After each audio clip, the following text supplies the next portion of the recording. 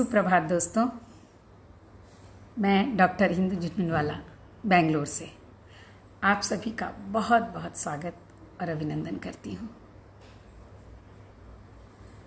रोज सुबह जैसे आदत सी हो गई है आप सबके साथ एक सफ़र पर निकलने की, और वो सफ़र कामायनी का है जो हम सबको बहुत लुभा रहा है ना। कामायनी यानी मनु, ईड़ा और श्रद्धा। कामायनी यानी हृदय, बुद्धि और मन। मनु एक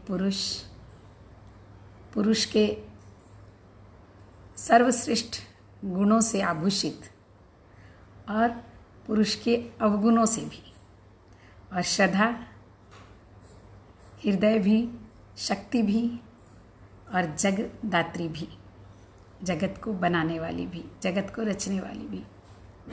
और ईड़ा हमारी बुद्धि का प्रतीक जो संसार को बढ़ाता है। तो इन तीनों के समागम में एक पूरी सृष्टि की रचना जैसे है। और कल हम देख रहे थे कि जब मनु जीवन के जिस लक्ष्य की ओर प्रयाण करता है, वो लक्ष्य है आनंद का, शांति का, सुख का। और वो लक्ष्य वो जब प्राप्त कर लेता है, वो जब उस ज्ञान को प्राप्त कर लेता है, जिस ज्ञान की बात जैन और बौद्ध धर्म में कहते हैं कैवल्य ज्ञान की प्राप्ति, उस ज्ञान की बात, उस आनंद की बात जो उपनिषदों में कही गई है, उस सत्य की बात जो हमारा वैदिक पुराण कहता है। तो वो जो आनंद है ना, सच्चित आनंद वाला आनंद, सत्यम शिवम और सुंदरम की ओर ले जाने वाला आनंद। तो जब उस आनंद की प्राप्ति होती है, और जो ईड़ा है अपनी प्रजा के साथ और कुमार के साथ कहीं ना कहीं अपने मन के संशय को, कहीं ना कहीं अपने मन की तकलीफ को, कहीं ना कहीं अपनी गलतियों का एहसास करके इनसे क्षमा मांगने आती है, मानसरोवर की यात्रा करती है और वहाँ पहुँचती है। और तब मनु जो उससे कहते हैं, बहुत सुंदर बातें हैं जो मनु ने उससे कही है। तो कल हम देख रहे थे कि कहा कि सबकी सेवा न पराई, यह अपनी सुख संस्कृति है, अपना ही अणु अणु कण कण द्वयता ही तो विस्मृति है। मतलब बहुत सुंदर उन्होंने समुद्र का उदाहरण दिया था कि समुद्र में उठने और गिरने वाली जो लहरें हैं, वो लहरें अगर द्वे समझ ले, द्वैता ही तो विस्मृति है, स्वयं को दोनों अलग अलग समझ लेते हैं, वो भूल जाते हैं कि वो समुद्र में उठने वाली क्षण भंगुर सी लहरें हैं, क्षण भंगुर से बुदबुदे हैं। वास्तव में वो पूरा एक विशाल समुद्र है, एक अनंत समुद्र है जिसका कि वो एक हिस्सा मात्र है। तो ये जो द्वैता की जो भावना है, जो सत्य की विस्मृति है, सत्य को भूल जाना है, यही जीवन में दर्द का, तकलीफ का, विषमता का कारण बनता है। और आगे फिर इसी बात को अलग अलग अर्थों में वो हमें समझाने का प्रयत्न करते हैं कि मैं की मेरी चेतनता सबको ही स्पर्श किए सी, सब भिन्न परिस्थितियों की है मादक घुट पिए सी। देखिए कितनी सुंदर बात कहते हैं कि ये जो मैं की मेरी चेतनता है ना, जो हमारे अंदर जो चेतना है, जब हमें सिर्फ मैं की बात बताती है, यहाँ पर मैं शब्द का अर्थ होता है अहंकार से। जब ये बताती है कि मैं सीधा ये बताता है कि मैं सिर्फ अपनी बात कर रही हूँ, अपने अहंकार की बात कर रही हूँ, स्वयं की बात कर रही हूँ। तो ये जो चेतनता है ना, ये इस विश्व में आपके या सिर्फ मेरे पास नहीं है, बल्कि ये एक सार्वभौमिक सी हो गई है। सबके पास ये चेतनता है, सबके पास मैं होने का जो गर्व है, मैं होने के जो अहंकार है, वो जो है मैं की मेरी चेतनता सबको ही स्पर्श किए सी, तो वो सबको छू कर निकलती है। ऐसा नहीं है कि कोई इससे बचा हुआ रहता है, ऐसा नहीं है कि किसी के पास ये नहीं पहुंचती। कहीं ना कहीं जब हम भूल जाते हैं कि हम उस समुद्र की लहरें मात्र हैं, तो वो लहरों के बीच भी जो कोई छोटी है, कोई बड़ी है, कोई ऊंची है, कोई नीची है, उन लहरों के बाद भी अगर हम उनमें और अपने पृथकता जो ले लेते हैं, हम दूरी एक महसूस करते हैं, ये दूरी की बात यहाँ पर है, इस मैं की बात यहाँ पर है। और सब भिन्न परिस्थितियों की है मादक घुट पियसी। मादक घुट, उसका रसपान करना, नशे का रसपान करना, ऐसी चीज़ को पी लेना जो आपको एक नशे में डाल देती है, जो आपको सत्य से दूर ले जाती है। तो जैसे कि कोई भी व्यक्ति जब भिन्न भिन्न परिस्थितियों में पड़ता है, तो वो जिस तरह से मादक जो है मदिरा शब्द से बना है, तो मदिरा का जब वो घूंट पी लेता है ना, तो क्या होता है, मदिरा के घूंट पीने के बाद जो है व्यक्ति सत्य से दूर हो जाता है, व्यक्ति अहंकार में हो जाता है और उसे अपने अलावा कोई नहीं दिखता। उसे पता ही नहीं होता कि वो किस लय में है, किस चाल में है, किस स्थिति में जा रहा है, कहाँ जा रहा है, क्या बोल रहा है। तो ठीक यही स्थिति इस संसार रूपी जो सागर है, उसमें जब व्यक्ति मैं रूपी घुट को अलग अलग परिस्थितियों में, परिस्थितियाँ कुछ भी हो सकती हैं, तो सब भिन्न परिस्थितियों की, तो अलग अलग परिस्थितियों में जब इस मैं का घुट पी लेता है, तो मैं का घुट कैसा होता है, उस मदिरा की भांति होता है, जो कि आपको अपने और पराये का भेद बताता है, जो कि आपको सब कुछ भुला देता है, जो कि सत्य से आपको दूर ले जाता है। और मैं और तुम का ये जो परायापन है ना, ये हमारे बीच चला आता है। तो इसमें उन्हीं बातों को वो अलग अलग अर्थ में मनु जो है समझाते हैं। और इस बात से ये स्पष्ट होता है कि मनु जो है उस स्थिति में हैं, उस स्थिति में पहुंच गए हैं कि उन्हें सत्य दिखने लगा है, उन्हें ज्ञान की प्राप्ति हो गई है, और तभी वो इन चीज़ों को अलग अलग करके देख रहे हैं। और उसके बाद एक बहुत सुंदर सी बात मनु कहते हैं कि जग ले उषा के दृग में, सोले निशि की पलकों में। बहुत बहुत ही एकदम प्यारा सा ये छंद है कि जगले उषा के दृग में, सोले निशि की पलकों में। उषा का दृग, दृग मतलब नयन, तो उषा की आंखों में, प्रभात, यहाँ पर उषा के दृग में मतलब प्रभात काल में, सुबह। उषा का काल कौन सा होता है? उषा का काल जब सूर्य पूरा उदित नहीं होता है, सूर्य की किरणें फैलनी शुरू होती हैं, लेकिन हमें पूरा सूर्य दिखाई नहीं देता है। सुबह का जो समय है, ब्रह्म मुहूर्त के बाद का जो समय है, उसको उषा काल भी कहते हैं। तो वो उषा का समय है। तो जब सूर्य उदित होता है, होने के प्रयास में होता है। तो यहाँ पर एक बहुत सुंदर सी बात उन्होंने बताई है। एक कहें तो हम इसको विज्ञान से जोड़ सकते हैं कि व्यक्ति को कब सोना चाहिए और कब जागना चाहिए। तो जगले उषा के दृग में, तो जब उषा की किरणें फूटती हैं, जब सुबह का जो अंधकार जो है दूर हो जाता है और उजियाला फैलता है, उस समय हमें जग जाना चाहिए, हमें सोना नहीं चाहिए। और सोले निशि की पलकों में, तो रात्रि के जो रात्रि रूपी, रात्रि का देखिए यहाँ कितना सुंदर मानवीकरण किया है, रात्रि का भी और उषा का भी, कि निशि मान लो कोई नारी है और उसकी पलकों में हमें सो जाना चाहिए, अर्थात कि रात्रि के समय हमें सो जाना चाहिए और सुबह के समय हमें उठ जाना चाहिए। अब देखिए ये तो बड़ी सिंपल सी बात होगी कि रात में सोना चाहिए और सुबह उठ जाना चाहिए। इसमें क्या नई बात वो हमें बताना चाहते हैं? इसमें नई बात ये है कि यहाँ पर जो जग है ना, जगले उषा के दृग में, तो उषा के नयनों में आप सुबह सुबह मतलब जाग जाओ। यहाँ पर उषा जो है सुबह का तो प्रतीक है ही, उषा ज्ञान का प्रतीक है, उषा जागृत अवस्था का प्रतीक है। तो यहाँ पर ये बताते हैं कि आप जाग जाओ, आप सोए हो मतलब आप स्वप्न में हो, आप सुषुप्ता अवस्था में हो, तो सुषुप्ता अवस्था से जागृत अवस्था की ओर चले जाओ। और सोले निशि की पलकों में, तो निशि अर्थात रात्रि, रात्रि प्रतीक है अंधकार का, रात्रि प्रतीक है अज्ञान का।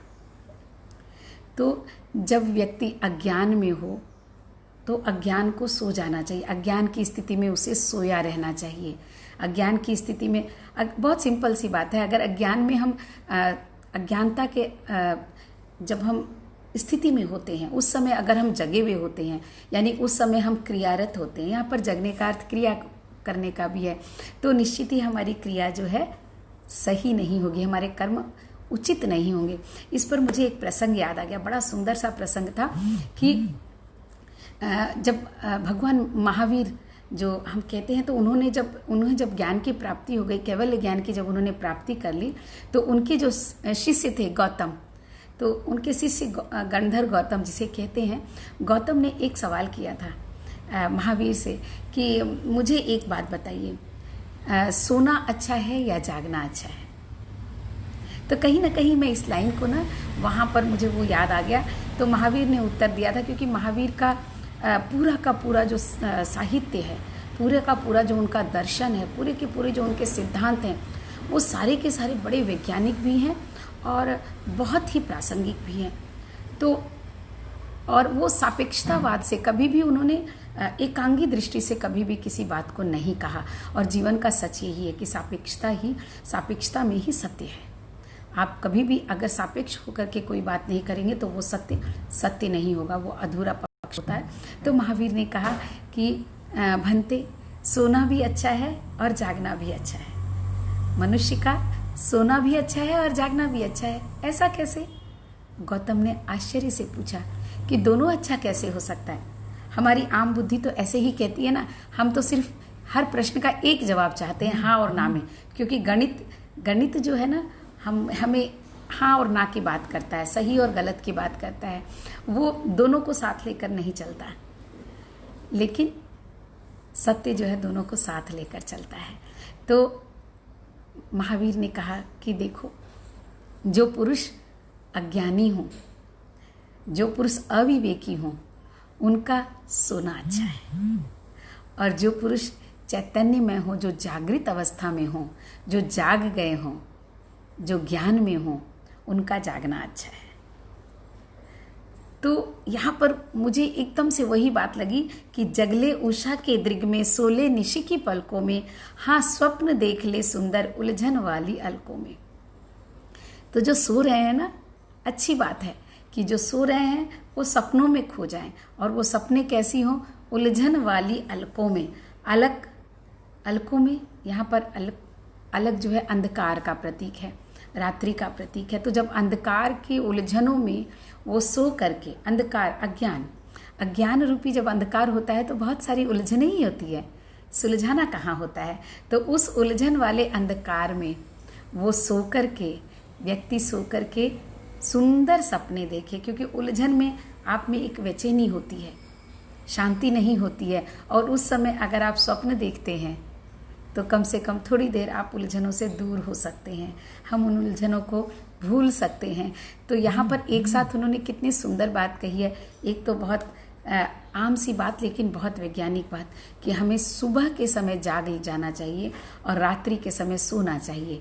क्योंकि अगर आप शरीर विज्ञान की बात भी करेंगे, अगर आप मनोविज्ञान की बात भी करेंगे, तो सुबह का समय जो होता है ना, उस समय का जो वातावरण होता है, उस समय की जो वायु होती है, और इतनी शुद्धता होती है कि आपका जो मस्तिष्क है बहुत अच्छी तरह काम करता है, आपका जो मन है बहुत प्रफुल्लित होता है उसमें। और शरीर विज्ञान की दृष्टि से भी एक शरीर की एक प्रक्रिया होती है कि आप कब खाना खाएं, उसको पचने में कितना समय लगता है, और हमें कितनी देर सोना चाहिए और कब सोना चाहिए। आज हम सब जानते हैं कि कुछ कहा जाता है कि 12 से 3 रात के 12 बजे से 3 बजे तक का जो समय होता है, वो समय हमारी जो पेट की जो स्थिति होती है, हमारे लीवर की जो स्थिति होती है, और हमारा पूरा जो शरीर का विज्ञान होता है, वो खाना पचाने में और बहुत सारी ऐसी चीज़ों के लिए वो प्रयुक्त होता है कि उस समय हमारा सोना हमेशा बेहतर होता है। तो वो समय नींद का होता है, प्रॉपर जो जिसको बोलते हैं विशेष रूप से नींद लेने वाली बात। तो ये बात भी यहाँ आ जाती है। और दर्शन की बात मैंने आपको बताई, और सोना, हाँ स्वप्न देख ले सुंदर उलझन वाली अलकों में। तो अगर आप नींद वाला स्वप्न देखते हो, स्वप्न में अगर आपको नींद में अगर आपको स्वप्न आते हैं, तो वो नींद बड़ी ही शांति वाली होती है। इसका मतलब होता है बहुत गहरे सोए हैं आप, और उसमें बहुत सुंदर सुंदर प्यारे प्यारे सपने देख करके आप जगो। तो वैसे पुरुष का जो कि अज्ञान में हो, वो सोए और सो करके सुंदर सपने देखे। ये कामना यहाँ पर मनु करते हैं। और उसके बाद बहुत सुंदर बात उन्होंने कही है कि सब भेदभाव भूलकर, सब भेदभाव भुलवाकर सुख दुख को दृश्य बनाता। बहुत सुंदर पंक्ति है ये। इसमें बहुत सारी जो बोलते हैं ना कि बहुत गहरी बातें हैं कि मानव कह रे यह मैं हूँ, यह विश्व नीड़ बन जाता। ये नीड़ मतलब घोंसला। अब देखिए घोंसले को इन्होंने किस तरह से यहाँ पर प्रयुक्त किया है कि सब भेदभाव भुलवाकर सुख दुख को दृश्य बनाता, मानव कह रे यह मैं हूँ, यह विश्व नीड़ बन जाता। यहाँ पर सब भेदभाव भुलवाकर, बहुत सिंपल सी बात है कि मैं और तू का भेद, ऊंच और नीच का भेद, अच्छे और बुरे का भेद, सही और गलत का भेद, सारे भेदभाव को जब भूल करके हम सुख और दुख को एक दृश्य की तरह देखते हैं, तब क्या होता है कि मानव कहता है मैं सिर्फ देखने, यह मैं हूँ, मैं देखने वाला हूँ, मैं दृष्टा हूँ। तब क्या होता है कि यह विश्व एक घोंसले के समान बन जाता है। देखिए ये इसका शाब्दिक अर्थ है जो मैंने आपको बताया, लेकिन इसमें जो गहरी बात है, बहुत गहरी बात है, और वो बात है दृष्टा होने की। जैसे कि हम पिक्चर देखते हैं, हम टीवी देखते हैं, और उसमें पिक्चर में हम देखते हैं कोई लड़ रहा है, कोई किसी को मारा जा रहा है, तो इन सारी स्थितियों को हम किस तरह से देखते हैं? एक दृष्टा भाव से देखते हैं, क्योंकि हम उससे अपने आप को जोड़ते नहीं हैं। दृष्टा भाव का अर्थ क्या होता है? तटस्थ होकर किसी भी बात को देखना, एक गवाह की तरह देखना। हम रोड पर चलते हैं और कोई दुर्घटना होती है, किसी ने किसी की गाड़ी का एक्सीडेंट कर दिया है, किसी का एक्सीडेंट हो गया है, किसी को चोट लग गई है, और हम दूर खड़े होकर देखते हैं। क्यों? क्योंकि वो हमारा अपना नहीं है, हम उसे नहीं जानते हैं। तो वहाँ पर हम एक दृष्टा की तरह सिर्फ उस घटना को देखते हैं। उस घटना से हम प्रभावित नहीं होते, उस घटना से हम दुखी या सुखी नहीं होते हैं, क्योंकि हमें ये लगता है कि वो घटना घट रही है जिससे हमारा कोई सरोकार नहीं है। ठीक उसी प्रकार जब हम पिक्चर देखते हैं, जब हम पिक्चर हॉल में होते हैं और कोई दृश्य चलता होता है, तो हमें ये समझ में आता है कि ये जो दृश्य चल रहा है ये एक नाटक है जो यहाँ दिखाया जा रहा है, और इससे मेरा कोई संबंध नहीं है।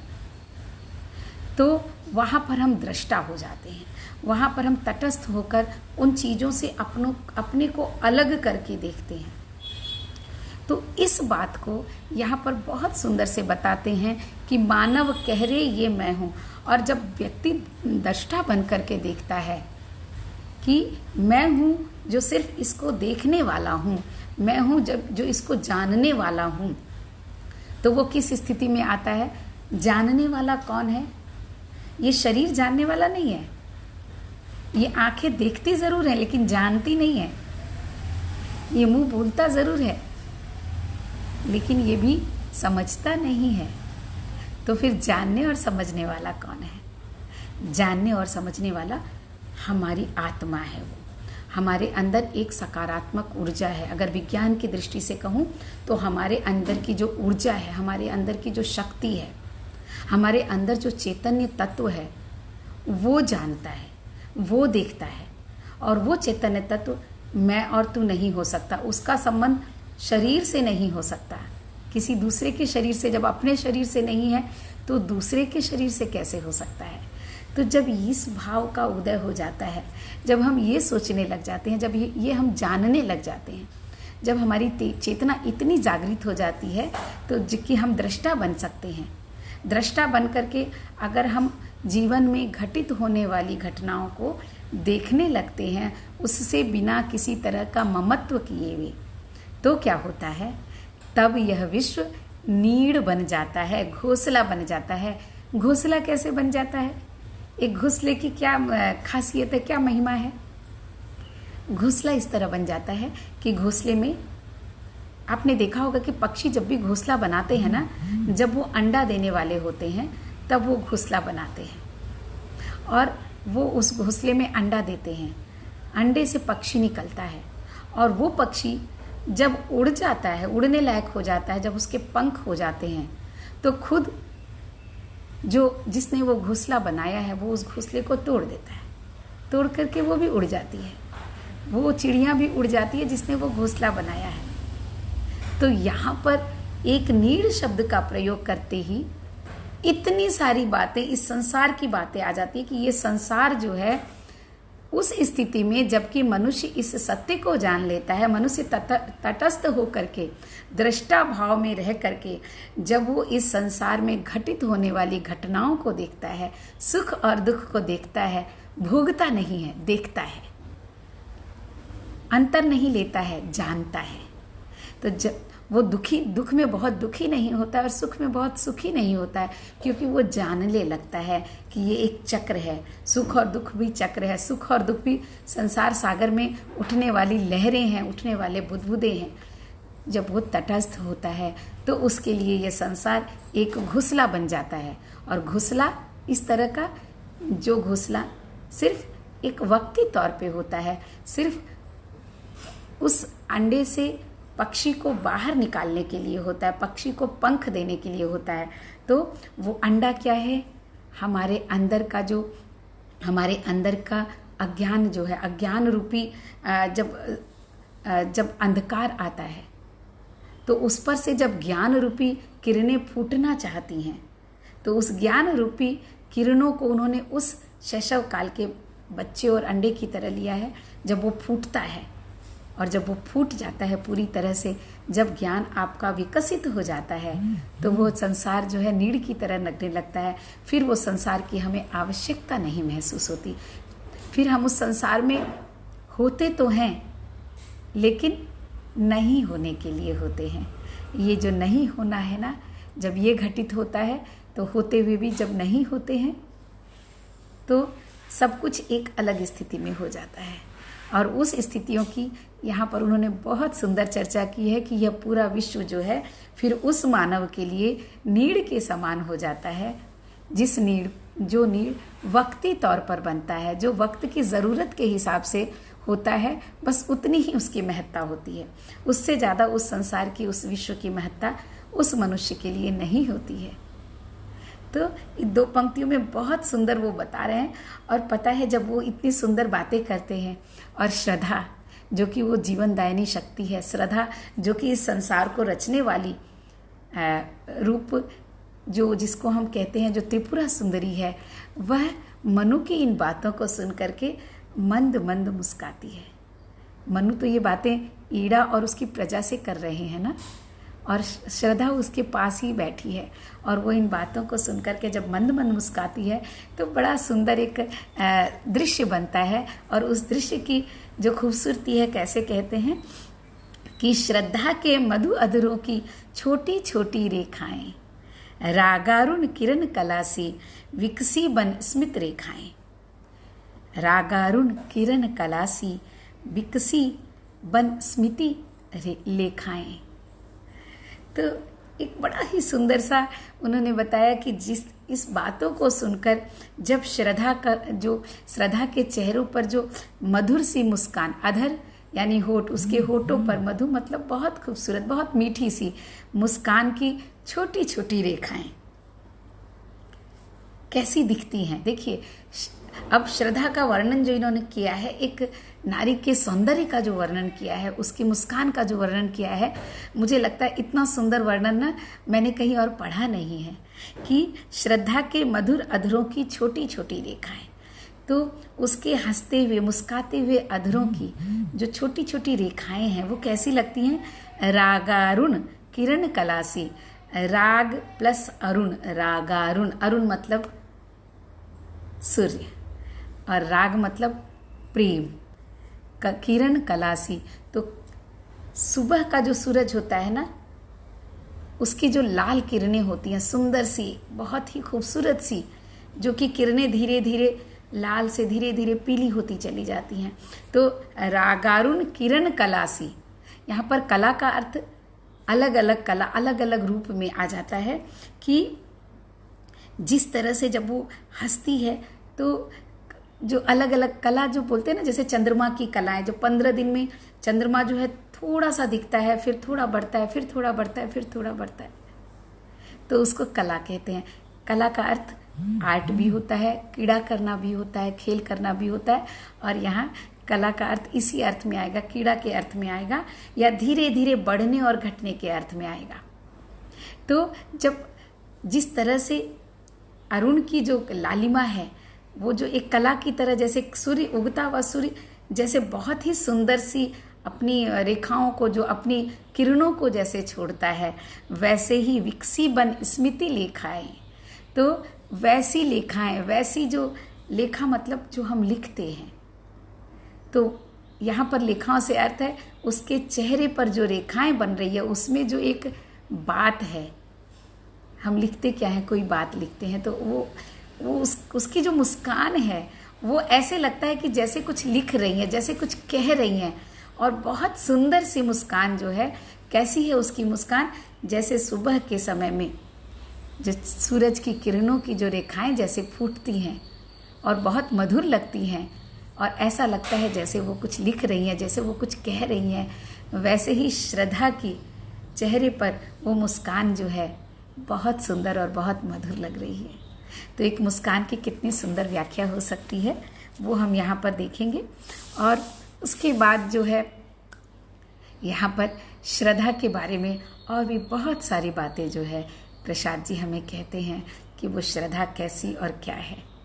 तो श्रद्धा कैसी और क्या है, इस बात से चिंता सर्ग भी शुरू हुआ था। बाद में चिंता सर्ग से आगे बढ़ते बढ़ते जब हम दूसरे सर्गों पर जाते हैं, तो वहाँ भी श्रद्धा कैसी है, श्रद्धा कौन है। जब पहली बार मनु श्रद्धा को देखता है तो उसे ताजुब होता है कि ये कौन है, इतनी खूबसूरत सी ये है कौन, ये कोई देव कन्या है या क्या है। बहुत सुंदर बात करते हैं उस समय। और यहाँ पर अब अंतिम आनंद सर्ग में भी उस श्रद्धा की बात होती है। तो जहाँ से हम चलते हैं ना, वहीं पर हम वापस पहुँच जाते हैं। बिल्कुल चक्र की तरह है ये दुनिया, मुझे ऐसा लग रहा है। तो आज की यात्रा बस यहीं तक। एक बहुत खूबसूरत सी दुनिया, एक बहुत खूबसूरत सी सोच, और ये जो सोच है ना कि दृष्टा बनने वाली, इस सोच को अगर हम जीवन में जिन क्षणों में भी अपना पाते हैं, जितने क्षणों में भी अपना पाते हैं, हम दृष्टा बन करके अगर देखना शुरू करते हैं ना, तो मुझे लगता है कि सारी समस्याओं का हल अपने आप हो जाता है। क्योंकि सारी समस्याएं तभी तक है जब हम किसी भी स्थिति से अपने आप को जोड़ देते हैं, चाहे वो अहंकार के कारण जोड़ते हों, चाहे वो राग के कारण जोड़ते हों, चाहे वो द्वेष के कारण जोड़ते हों। राग और द्वेष, प्रेम और घृणा, जिस भी कारण से जब हम परिस्थितियों से खुद को जोड़ लेते हैं। बहुत बार होता है कि जब हम पिक्चर देखते हैं और उसमें कोई ऐसा दृश्य होता है जो कि हम रोने लग जाते हैं। हम जानते हैं कि वो नाटक है, फिर भी हम रोने लगते हैं। तो इसका मतलब है कि हमने कहीं ना कहीं हमने अपने आप को उससे जोड़ा, और जोड़ने के बाद दुख और सुख आ जाता है। तो संसार में तो जो चल रहा है उससे अपने आप को हम जोड़ते नहीं, अब वो अपने आप जुड़ भी जाता है, और वो जुड़ जाता है तो दुख और सुख की बात शुरू हो जाती है।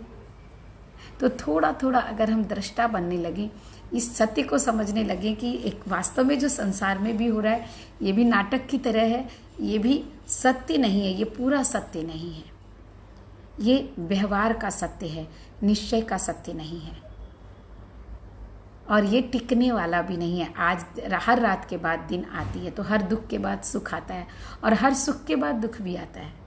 ये बात हम भूल जाते हैं। जब हम सुख में होते हैं ना, तो हम भूल जाते हैं कि दुख भी आने वाला है। और मुझे ऐसा लगता है कि अहंकार की उत्पत्ति वहीं पर होती है, वहाँ भी हो जाती है, क्योंकि हम सोचते हैं कि ये तो हमेशा रहने वाला है। तो आज हम उस दृष्टा भाव को लेकर के कुछ सोचें। आज के दिन के लिए ये हमारा कार्य हो। बहुत बहुत शुक्रिया, बहुत बहुत धन्यवाद आप सभी का इस बहुत ही सुंदर सफ़र में मेरा साथ देने के लिए। आपका दिन बहुत शुभ हो और बहुत मंगलमय हो। धन्यवाद।